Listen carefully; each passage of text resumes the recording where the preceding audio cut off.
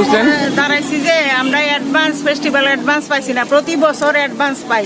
আজকে 30 বছর ধরে চাকরি করতেছি, অ্যাডভান্স সবসময় পাইছি, কিন্তু এই সরকার আয়া সেরা এরপরে কিছুদিন আগে আমরা মেসেজ পাঠাইছে অর্থ দপ্তরের নির্দেশ আমরা পাইতাম না অ্যাডভান্স, বুঝছেন। এরপরে 3-4 দিন আমরা তবু অপেক্ষা করছি, দেয়নি না দেওয়াতে আমরা সবাই মিল্লা হুয়াই তুলাশিকর পদ্মবিল আমরা সবাই মিল্লা এরপরে ওই রাস্তা অবরোধে বইছি।